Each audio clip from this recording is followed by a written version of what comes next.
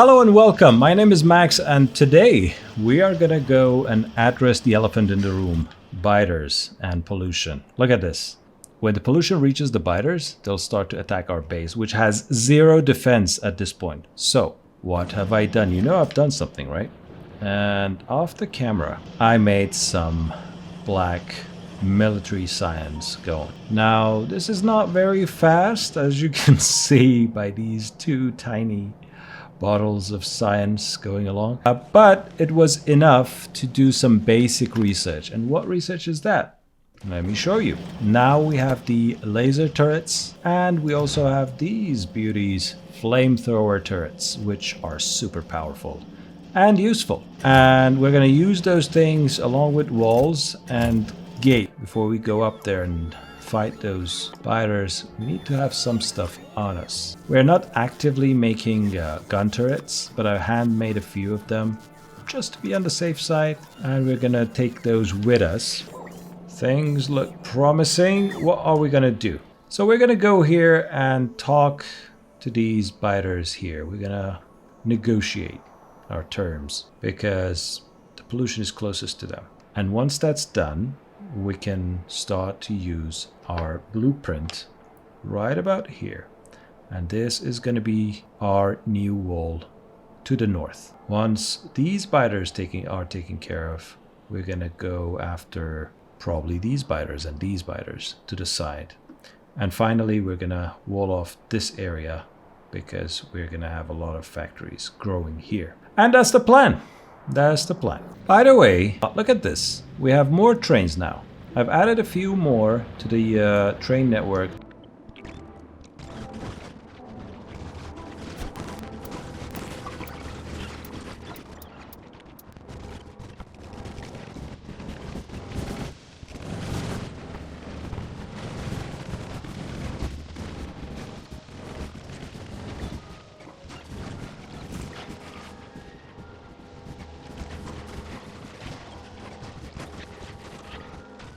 This was not fun, and fun at the same time, but come on. This was a simple biter nest, and I was not ready for it.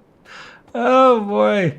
Okay, repair things. Let's go back home. This thing is over. Kudos to those mighty flamethrowers. Boy, they were good. They were exceptional. Look at that. Look at that flame. Hello. Today we have a tank. What a beauty. Yes, I made this after finishing our fight with biters. It was not a pretty fight. It took a while. It was close, actually. And then I realized, well, there's no fun in doing this because, look, we have so many nests to fight all across the map. So we need to be better equipped. So I've done a couple of things that I'm going to show you.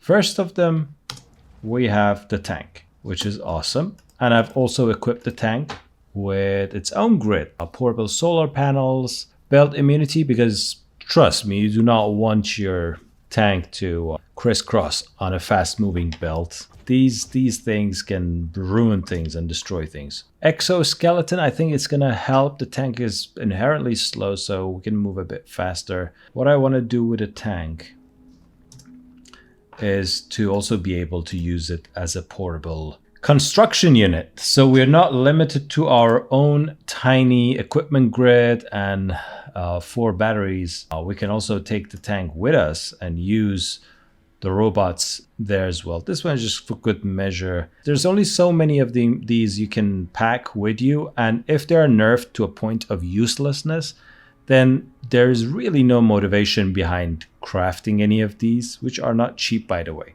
And I don't know why developers decided to do this. What I can probably guess is that, well, they have introduced quality in this update. So they kind of wanted to rebalance things a little bit and make you go after a quality laser defense. Let's check really quickly. So yeah, quality has an effect on the range, but not on the damage. So yeah, I would have understood it a bit better if the range and damage would be affected by quality, but at this point, I don't know. I have no more motivation or respect for this weapon anymore. It's like it's almost useless. And see, well, the laser, the stationary laser, is almost twice as more powerful. So yeah, goodbye personal laser defense. So what should we do?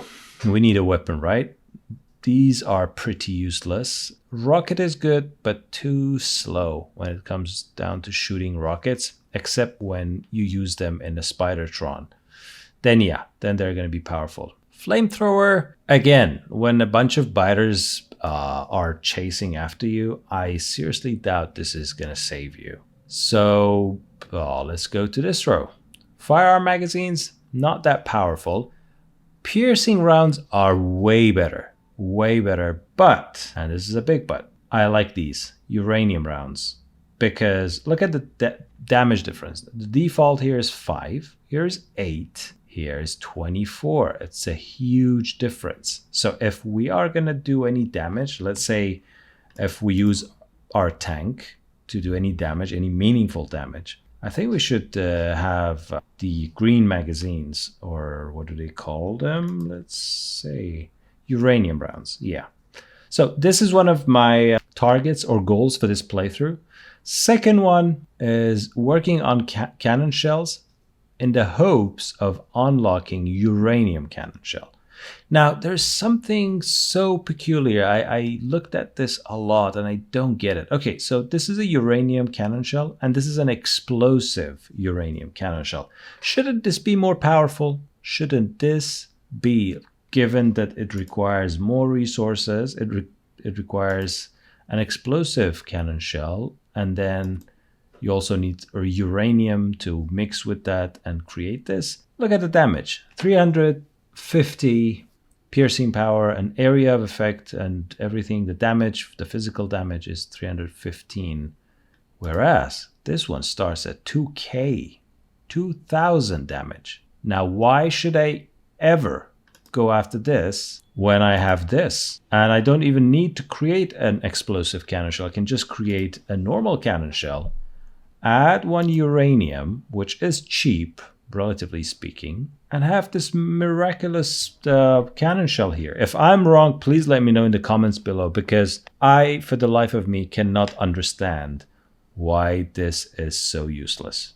Okay, and of course, artillery shell is now behind another planet. I take it. It's the planet with orange science pack, which we'll figure out which one it is, but at least for now it's out of reach, so we're not gonna even think about it. We're gonna go after this and this, and no, I'm not gonna go after atomic bomb because I've killed myself way too many times using this. It's just it's very intricate, and I don't think oh yeah, it's actually not that far away. Another thing I like, relatively speaking, is the poison capsule, because it helps us kill the worms. I don't know what's the point of this, and I'm not a fan of robots in this game, so here's the game plan. We're gonna go create this, this, and this. All right? Okay. Now, I've done something else too. Let me show you. So I created another, you remember Maxiume robo cells, right? And we had a defense blueprint book. This is the normal one without any gates. And this is with a gate, so we can go in and out. And a corner, of course, you need a corner, right? If you want to create an outpost or an enclosed area, you need this.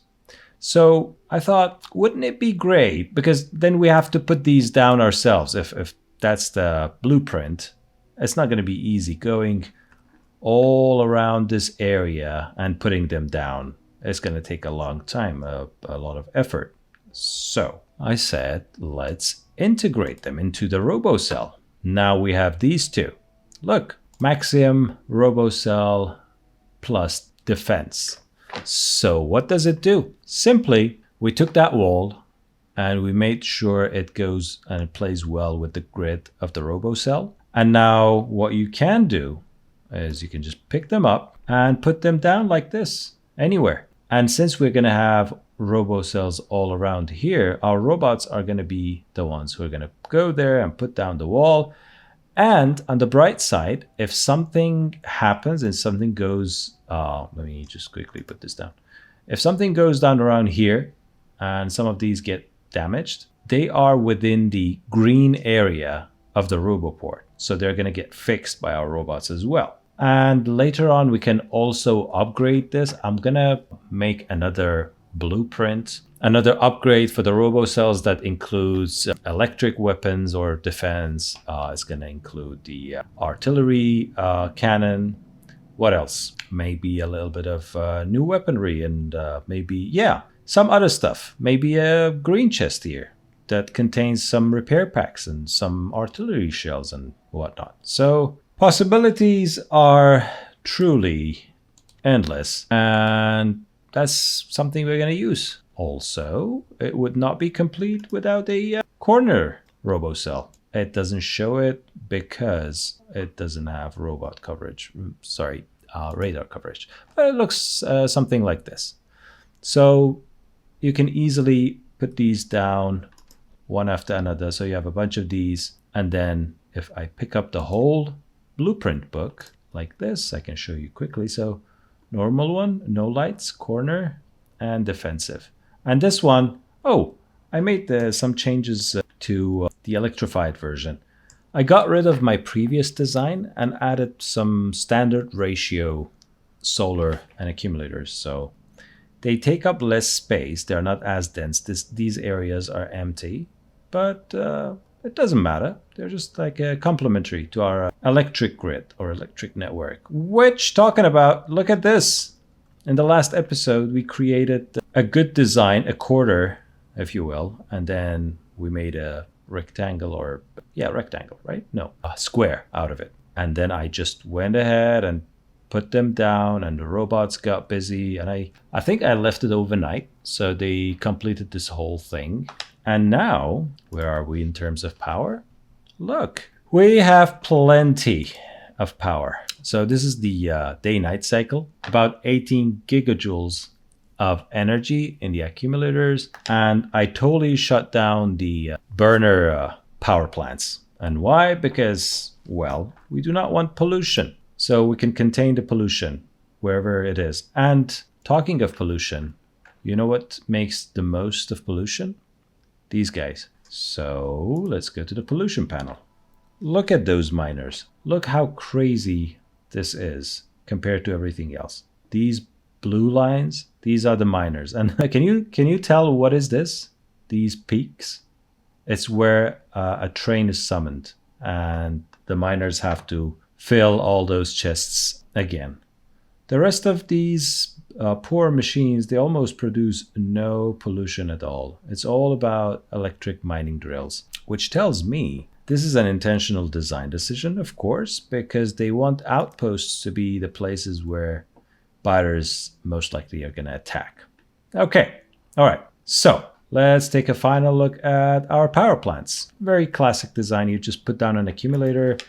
And as you know, for performance purposes, developers made sure that all accumulators, once they're all charged, they're all one entity. So if this has 90%, then all other accumulators also have 90% charge. What does that mean for us? It means we can control things based on the circuit network and this signal, which is an A signal. And here's what we have. So if A signal is less than 10%, then our water pump's going to work. And when that works, it's going to feed this whole array or this whole power plant with water. Otherwise, it won't work. It has the fuel. Engines have the fuel. Everything is ready, the boilers. But it doesn't work unless it is also filled with water. And that's something that's going to happen when the network is in a bad situation in terms of the workload. All right? All of these four are now on standby, like backup power, basically. So we are on clean energy, but the problem with green energy, as you saw a few minutes earlier, it's not much. It's 230 megawatts. It is not a lot of power. So what should we do? Good question. I'm glad you asked. What I've done is that I've done a bit of research. Okay, let me search uranium. Yeah, uranium mining. So now we can actually go and mine uranium.